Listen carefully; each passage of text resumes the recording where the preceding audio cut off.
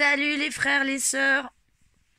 Ceux qui regardent en général, ceux qui regardent juste pour se fendre la gueule ou je sais pas quoi d'autre. Et voilà. Donc je vais faire un peu à la bourre parce que je sais qu'aujourd'hui il y a eu des grèves générales, mais c'est comme ça, c'est ma life à moi. C'est toujours de mes ressentis et de ce que je vis que je fais les retours. Donc celui-ci il est important. Il est important dans mon historique perso et puis pour certains aussi. Je sais qu'il y en a qui aiment bien le fait que je sois spontanée et émue. Parce que c'est ça que je vis. Je vis toujours l'émotion et le sentiment avant de vivre le reste. J'ai jamais été une vraie capitaliste. Jamais. Donc, j'enlève ça, ça fait des... Donc, ce week-end, samedi, j'ai été manifestée à Bordeaux pour l'acte 61. Je suis arrivée en retard, hein, une bonne maman qui doit régler ses affaires de gosse, etc. Donc voilà, je suis arrivée en retard. Et comme de par hasard, je suis arrivée sur les crieurs. La manif était énorme, au dire des syndicats, on était 20 000.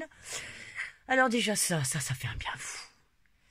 Quand on fait nombre comme ça, on n'est pas un cœur de poulet, nous, tout petit comme ça. Non, non, non, nous on est le cœur de la planète, en feu. Ce truc-là. Et on le sent. On arrive, on le sent, je retrouve mes frères, on s'aime. Je m'apprête avec mon beau gilet jaune et tout ça, parce que je suis là pour ça. Je sors mes textes et très vite, donc d'abord Coin et Hervé m'apprennent qu'ils ont crié à la comédie, donc on est sur Gambetta, ils ont crié à la comédie le code de déontologie aux forces de l'ordre. Ce qui est génial parce que ça saigne ça en ce moment. Il faut savoir que depuis que Cédric Chouviat est né, et vous voyez, il y a quelque chose qui est né depuis la mort de Cédric Chouviat. Encore, on dira encore et encore, mais à croire qu'à chaque fois c'est une contraction et que cette contraction nous amènera à l'expulsion. Ça monte, parce qu'il y a plus de conscience qui se rendent compte des violences policières, il y a plus de conscience qui se rendent compte de la volonté, pas de nous soumettre, de nous tuer, qu'on n'arrive pas à la retraite, qu'on crève à 60 ans, etc., etc. Et Cédric qui fait référence à tous les autres, et je vais pas les nommer, parce qu'à chaque fois ça fait mal. Donc on arrive sur ça, et crier le code de déontologie de ces messieurs de la police et de la gendarmerie. C'est ce qu'il faut faire. Finalement, tous les autres, c'est peanuts, si ce n'est nous rassembler, nous unir ou avoir un effet à certains moments. Mais vous verrez, je vous expliquerai un peu comment ça s'est passé, important. Donc je trouve ça génial. Et eux, ce qu'ils me disent, il faut qu'on trouve les baqueux, il faut qu'on leur crie et tout. Aujourd'hui, oh super, voilà, je suis arrivée, c'est bon. Ils sont chauds patates, mes crieurs. C'est bon, on va s'éclater, quoi. Et puis on se retrouve au milieu des gens de FSU, enfin des gens qui font... on dépasse le tribunal. Il y a un gros truc au tribunal où la fin de la grève officielle, celle où on a le droit, la grève des gens bien. Bon, je passerai sur ça. Vous avez, dans mes autres vidéos, vous avez mon état d'esprit sur la question. S'arrête à l'ancien tribunal. Donc nous, on s'arrête pas. Nous, on se casse avec les gilets jaunes. Et puis, tous les alters syndiqués, c'est-à-dire les syndiqués qui en ont plein le cul et qui veulent pas faire prout tagada, syndicats qui lèchent et cavalent. Donc, on se retrouve nombreux à partir et on commence à crier avec. Il me semble que c'est là. Bon, c'est peut-être pas là. Hervé me contredira, mais c'est pas contredira peut-être sur ça, mais c'est pas l'important. En tout cas, en marchant, on se retrouve avec des gens qui sont pas forcément des gilets jaunes. C'est pas exactement le même public. C'est-à-dire qu'il y a beaucoup de fonctionnaires, de gens qui sont plutôt classe moyenne supérieure, hein, on va dire ça, et qui se retrouvent depuis un mois dans la rue et à devenir de plus en plus conscients. Et donc on commence par crier le merveilleux texte de ce gilet jaune, s'il n'en est pas le premier, parce que je pense que s'il y avait un premier gilet jaune, moi je dirais Jésus. Alors, je suis athée, je répète, je suis athée, mais comme Jésus est une légende, je vois pas pourquoi je parlerais pas de lui. Mais il y a dû en avoir avant des gilets jaunes, même je suis sûre peut-être dans les dinosaures, ouais. Et donc l'abbé Pierre qui explique ce que devraient faire les riches et surtout ce qu'ils font. Vous avez tous entendu ce texte et le crier, c'est un cadeau pour nous. Et puis surtout, on se retrouve au niveau de ces... Et quand on est crieur, l'atmosphère passe au travers de nous. Alors crier au milieu des gilets jaunes, des ouvriers, etc., nos histoires de vie, ça fait écho, ils ont le poil qui monte, ils ont les larmes aux yeux parce que mon histoire, c'est l'histoire de ma voisine, de mon voisin, etc. Quand on crie des textes d'auteur, on crie quelque chose qui est là pour transmettre, pour éduquer quand on est au milieu des gilets jaunes. Sauf que là, c'est l'inverse qui peut s'opérer. C'est-à-dire que crier des textes de vie ou du l'abbé Pierre, c'est quelque chose qui va faire écho chez eux à une histoire qu'on regarde, une histoire qu'on lit, comme un article de presse, puisque ces gens-là n'ont pas de rapport à ne pas manger, ou etc. Même s'ils en sont conscients que ça existe. Mais quand on crie du Victor Hugo au milieu des profs, etc., des gens qui sont éduqués, qui connaissent l'histoire, et qui s'en font une espèce de blason quand même depuis longtemps. Hein. On parle de l'investissement de la bourgeoisie. Alors, pas la bourgeoisie, ce n'est pas d'eux dont je parle, c'est l'esprit bourgeois dont je parle. Attention, parce que ça, plein de gens ne comprennent pas. Si vous voulez en savoir plus, on pourra en discuter par ailleurs. Et là, on crie Victor Hugo, son discours à l'Assemblée nationale, qui est éloquent, à l'exception d'un ou deux mots, on pourrait le remettre aujourd'hui. Et tous les gens autour de nous applaudissent, bien sûr.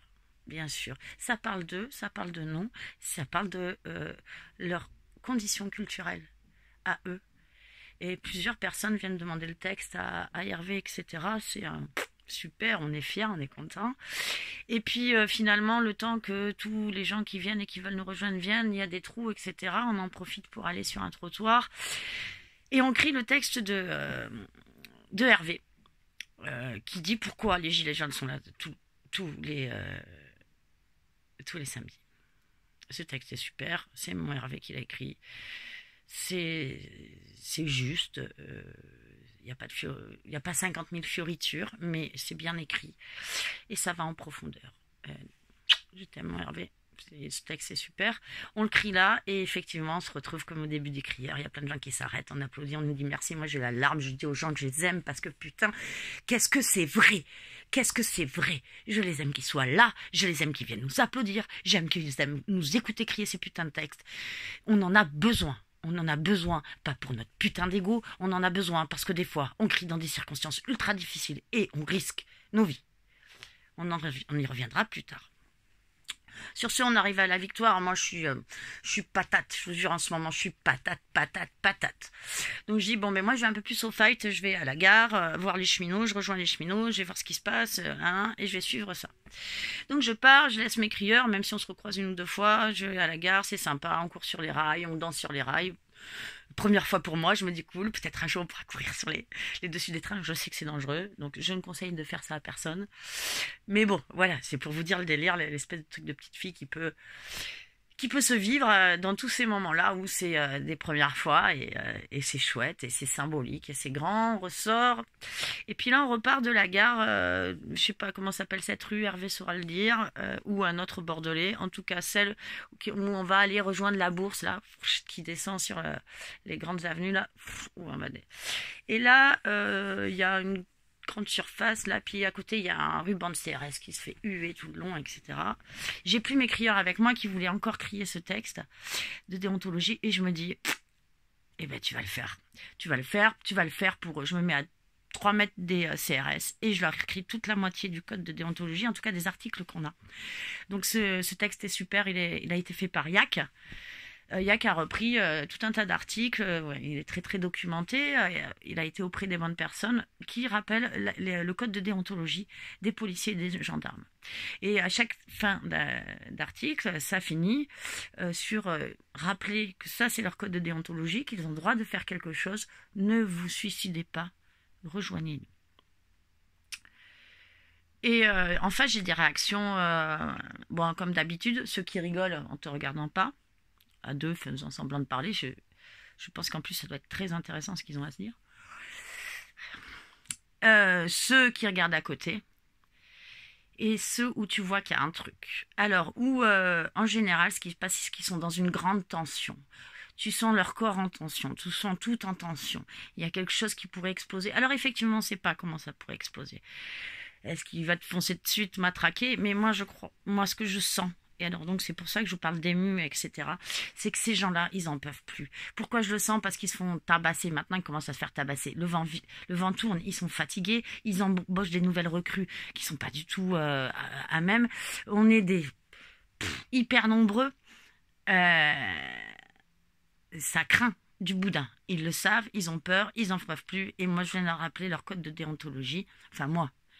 Je veux dire ça. Je viens pas moi, d'accord? Je viens. Quand je suis là, il faut que tout le monde comprenne. Quand je suis à 3 mètres des CRS, j'ai peur. Comment vous voulez que j'ai pas peur? Je les ai vus, les images, depuis le début du mouvement. Je les partage. J'ai peur. Je sais que c'est des tarés. Mais être courageux, c'est avoir peur et y aller quand même. Alors je suis courageuse. Vous savez pourquoi je suis courageuse? Je suis courageuse parce que je suis pas toute seule. À l'intérieur de moi, il y a tous mes crieurs. À chaque fois que c'est comme ça, à l'intérieur de moi, il y a tous mes crieurs. Si vous saviez, si vous êtes là, venez. Pas derrière moi, mais venez à côté, parce que ça me donne le courage, parce que sinon, je vous jure, qu'est-ce que c'est dur d'avoir ce putain de courage, quoi. Qu'est-ce que c'est dur. Et c'est pas une fierté d'être courageux, parce qu'à chaque fois, j'en chie. Déjà, crier, c'est difficile, parce que tout ton corps, je reprends l'image de l'accouchement, mais il y a quelque chose de cette contraction qui est très douloureux, et que si tu rajoutes la peur à ça, eh ben, voilà, quoi. Donc, si vous êtes là, n'hésitez pas à venir à côté de moi ou juste derrière, même si je vous vois pas, dites-moi, Elodie, on est avec toi. Et moi, je pars toujours avec des gens à l'intérieur de moi. Et si mes crieurs, ils sont pas là, de toute manière, ils sont là. Voilà. Et là, ils sont là. Je passe fort à coin-coin, il y a Hervé qui voulait aller crier. Je me dis, bon, c'est pas des baqueux, c'est des CRS, mais c'est bien, ma chérie, t'as géré. Il y a plein de gens qui passent, qui me disent bravo, voilà, c'est cool. Parce que ça fait du bien. Et puis, je me casse. Parce que lire tout le texte tout seul, c'est très très difficile. Il est long, et c'est que le premier qu'a écrit Yac, puisqu'on va avoir une nouvelle mouture, parce que on a compris, en ce moment en tout cas, quelle est notre place, je crois. Donc je continue, je marche, et on se retrouve sous une petite arche, en arrivant...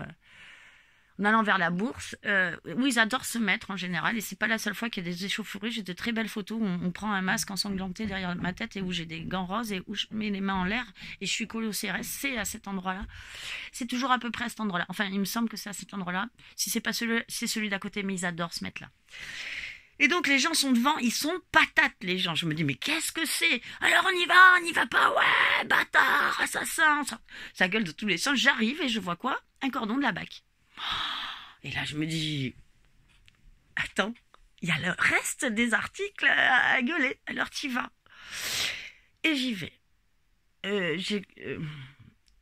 Si je me souviens bien, depuis le début, j'ai pas eu aussi peur que là.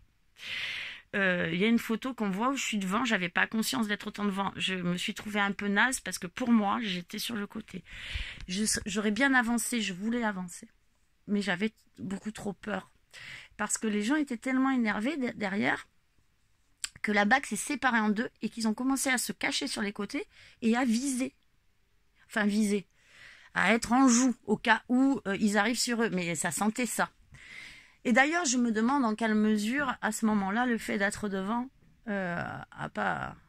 J'en sais rien. Je sais pas ce qui s'est passé. Ce que j'avais pas vu, c'est que derrière moi, il y avait Myriam et Kat, contre les violences policières. Super les filles, la photo, elle est... Je sais pas comment... je crois que c'est la plus grande photo pour moi de ce truc. Et que c'est éloquent. On est 3 nanas. Et là, on est plus qu'éloquente. On tue, quoi. Je sais pas s'ils ont entendu, il y avait tellement de bordel. Mais moi, je leur ai crié ce putain de code de déontologie. Il y a des gens qui ont entendu, qui venaient à côté de moi me dire bravo. Là, j'aurais aimé que les gens avec qui j'étais soient un peu plus présents, mais ils n'étaient pas là, on s'était perdus. Enfin, voilà. Parce que c'est le même combat que des gens qui vont se remettre contre des flics avec leur physique. Et ben à ce moment-là, c'est ça qui se passe. Mais ils me voient, ils me regardent. Je me rends compte aussi que même s'ils n'entendent pas tout, ils se rendent compte qu'il y a un truc qui se passe. Ils entendent déontologie. Ne vous suicidez pas, rejoignez-nous. Et les mecs, ils sont voilà. Bon, après, c'est des baqueux, donc je vous assure, ça fait peur. Je sais pas ce qu'ils leur donnent comme prod, ou ce qu'ils leur envoient comme onde, ou etc. Mais en tout cas, c'est sûr qu'ils font un truc. Hein. Ils font un truc, c'est obligé, c'est des tarés, comment ils se conduisent et tout. Voilà, donc c'est hyper intense pour moi. Ce moment est d'une intensité, je sors de là. Donc on continue à faire un tour, on se retrouve à la bourse, c'est assez filoche. Et puis on finit au Baron et on a fini en concert punk. J'étais là, petit détail sur le concert punk parce que ça me plaît beaucoup. J'étais la seule gilet jaune. J'ai porté mon gilet jaune suédois avec une grande fierté. Et il y a un batteur qui s'est levé et qui a dit gilet jaune, ouais. Ouais, j'ai sauté comme une tarée devant. Tac tac, on gâche rien. Qui c'est qu'elle a? On est bon. Ouais, voilà, j'ai passé une soirée rigolote. Bon, alors, je voulais vous raconter un truc, s'il y a des gens qui peuvent parler de ça, quand même, parce que depuis plusieurs mois, bon, depuis le début, c'est bizarre, on est d'accord, on a nos téléphones portables et on arrive à des endroits, moi, au début, ça me faisait ça, je pouvais plus rien faire, plus filmer, plus machin, plus bidule, plus chouette, enfin, comme si tout... alors, on m'a parlé de brouilleurs qui étaient à certains endroits, et puis il y avait des brouilleurs mobiles aussi qui étaient avec les camions de CRS, du coup, j'avais fait ce rapport-là, et je trouvais ça assez... Voilà, c'était éloquent à ce moment-là. Sauf que maintenant, quand j'arrive à Bordeaux et que je commence à rentrer sur le pont de Pierre, je n'ai plus aucun réseau, mais plus rien ne fonctionne, ni les SMS, ni rien du tout. Je sais qu'à un moment, j'avais l'impression que c'était que mon téléphone. Je demandais autour de moi, et effectivement, c'était pas tout le monde. Et c'est toujours pas tout le monde. Mais ça commence, il commence à y avoir pas mal de gens qui sont touchés.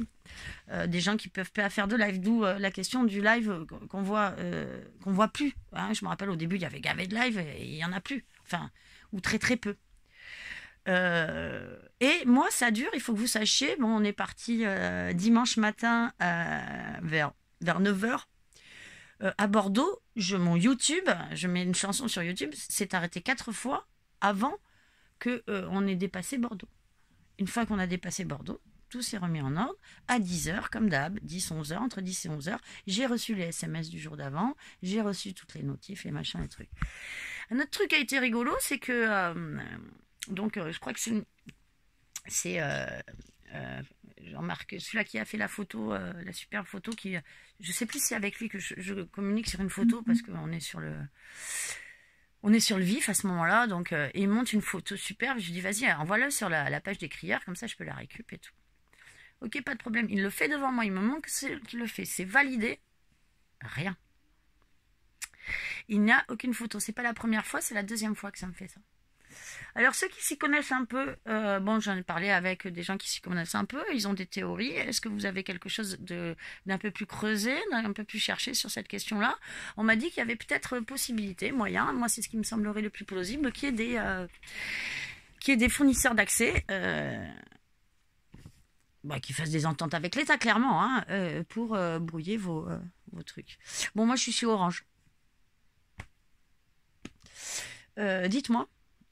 Personnellement, et puis s'il y a des gens qui sont un peu plus calés, j'aimerais bien leur vision du truc, parce que bien sûr au début comme d'habitude t'es une tarée, hein. Bon, et puis avec moi c'est facile, et puis non, je suis pas une tarée, et puis il y a les faits, et puis il y a les copains qui font des lives et les lives ils marchent pas, et ça dure depuis des mois, c'est-à-dire ça dure depuis le début en version safe, slow, mais maintenant ça a beaucoup avancé. Donc ce serait intéressant de savoir, hein, comme il y a des gens où les amis sortent de leur truc, enfin, etc. Il y a plein de gens qui se font pirater. Voilà, donc il y a quelque chose là, en tout cas à réseauter pour savoir, quoi, parce que s'il faut, il suffit qu'on s'enlève tous de Orange. Peut-être quand même moyen de trouver des fournisseurs d'accès un peu plus idéaliste, ou sans ça en tout cas un peu moins putasse, hein, voilà. Voilà, c'est à peu près tout ce que j'ai à vous dire, moi. Je devais pas venir samedi parce que je devais avec quelqu'un qui m'a vendu du rêve en version éthique et morale. Et puis qu'en vérité, comme d'habitude, l'éthique et la morale, on se la met au cul au profit du capitalisme intellectuel. Bon, comme ces gens sont pas très intelligents, ils se rendent pas compte de ce que je veux dire, mais à un moment, l'esprit petit bourgeois, c'est exactement le modèle de société qu'on a là. Et quand on a la graisse autour du cul, on vient, on arrive, on fait ouais, punk is not dead parce qu'on aime bien tous les punks et tout. On se retrouve, on a quelque chose, vous voyez. Et puis quand il faut vraiment l'être, c'est une autre question. Mais vous inquiétez pas parce que je suis une libératrice, mon rôle est complètement incarné dans tous les moments de ma vie, du matin au soir. Donc j'y serai pas. Donc, où est-ce que je serai? Je vous le donne en mille. Donc au 18, moi je n'irai pas à Paris parce que la situation pour l'instant me le permet pas vraiment. C'est pas financier, c'est que j'ai des choses à faire ici, des choses à gérer ici. Par contre, je viens vous rejoindre, sœurs et frères criards. On met bien au point ce texte de déontologie et à mon avis, ça doit être le pivot. Le reste, ça sera si on a le temps de parler aux oiseaux en manifestant, en gambadant sur les endroits, officiels. Ah si, je voulais parler d'un truc. Je voulais juste envoyer un message. Carolina, tu nous fais chier. Tu nous fais chier. Tu crées de la putain de dissension.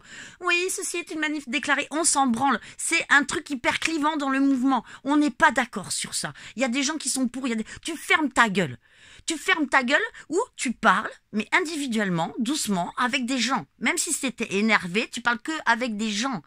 Tu prends pas le micro en bondissant comme je sais pas quoi là. Qu'est-ce qui bondit comme ça là, je sais pas, un tas même pas en colère, mais qu'est-ce que t'as? Va prendre tes médicaments quoi.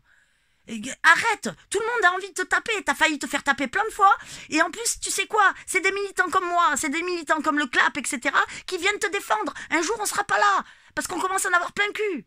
Moi, j'en ai marre, je te le dis, quoi. Moi, je fais partie des gens qui commencent à avoir envie de te mettre des claques, tu vois? Tu l'entends bien, j'espère que tu l'entends. T'as été insupportable toute la manifestation.